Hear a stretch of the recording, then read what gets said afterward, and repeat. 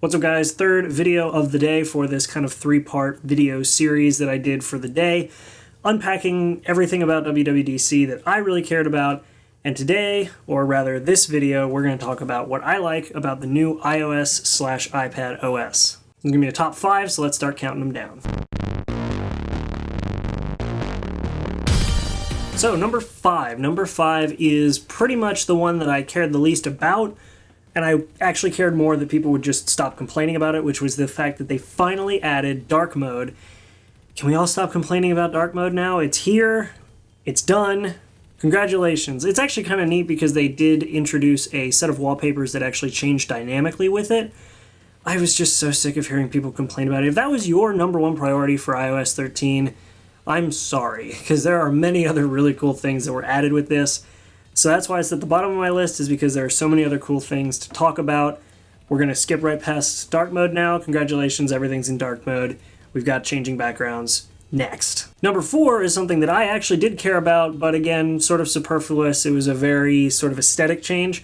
The volume icons. Now, dark mode was sort of just an aesthetics thing for the sheer sake of aesthetics. It was essentially going to give you dark mode on all the apps, cool. But what was very irritating was the volume indicator in the center of the screen. When you muted the phone, unmuted the phone, volume up, volume down, it was irritating. And now it is finally out of the way. You don't have to worry about it anymore. It's just kind of off to the side where it should be, and the volume mute notification is at the top. Done. Easy. Thank you, Apple, for finally changing that. Took you long enough for dark mode, took you long enough for everything, so God, we're here. Number 3 comes in from the iPad side of things with iPad OS, and this is the fact that you can actually pin widgets to the side of the screen, actually properly utilizing the side of the size of the iPad screen. You can actually pin your favorites. You have the option to make them either there all the time or kind of expandable or removable. So I have mine set there permanently. I have the weather and the battery widget just because those are the things I access the most, because I care about the pencil battery, headphones if they're attached.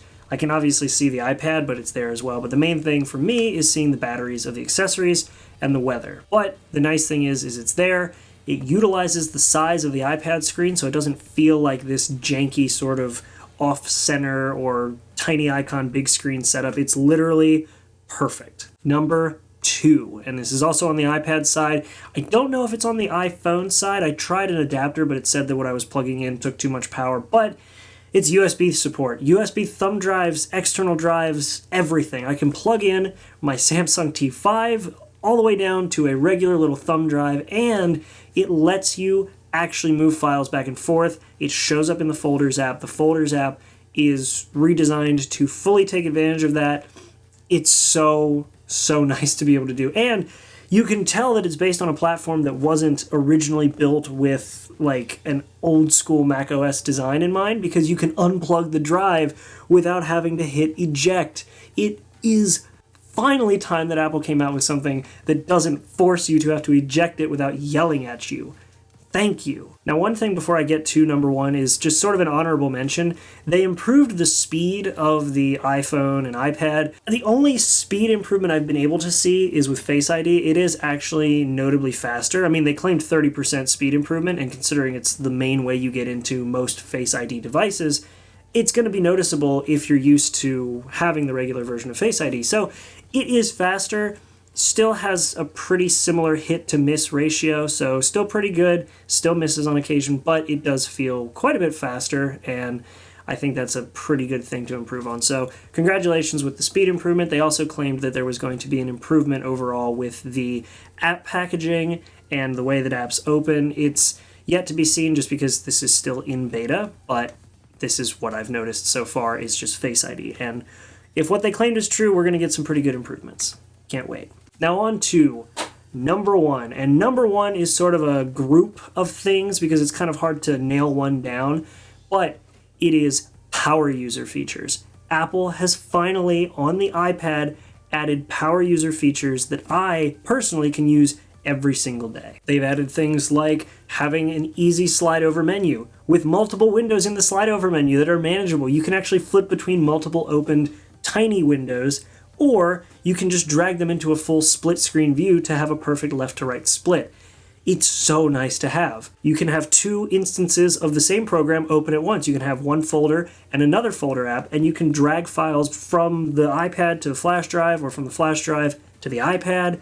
It's awesome. And when you have multiple instances open, you can open up Expose, and they called it App Expose. They didn't call it Mission Control or Launch Control like they did with the Mac OS update. They actually called it Expose, which is more like what they would have called the the iBooks Mac OS software, not so much iPad. I love it. So Expose is back. It's in the iPad. You can switch between apps that are in the same instance, and you can do gestures. I have still tried to figure out the gestures. They're not as intuitive as they made them seem for copy paste, but it is kind of nice. And just in general, being able to throw windows around like you can in a desktop environment, but in a way that is optimized for touch, is so nice. And the fact that it all works well with a pencil, without the pencil, with a freaking hard drive or flash drive, it's awesome. And I cannot wait, because this is only beta 1. Yes, this is beta 1 that I have installed on my iPhone. I don't recommend you do it just because of the fact that it's kind of still, well, beta 1. So I would recommend waiting until you get the public beta, because that's going to be significantly more stable. This is by far not stable. In fact, I found a pretty interesting bug where when I have it hooked up to CarPlay, which is something else they improved, but it didn't make my top 5 list because not everybody will experience it. But when I plug it into CarPlay and then unplug it from CarPlay, it literally blanks the whole screen and I can't get into my iPad my iPhone without restarting it. So, still buggy. Don't get beta 1. I installed it, so you don't have to. Be safe out there, kids. Apart from that, that's my top 5, what I love about iOS and iPadOS in a top 5 listing. I'm so glad that they finally added these features.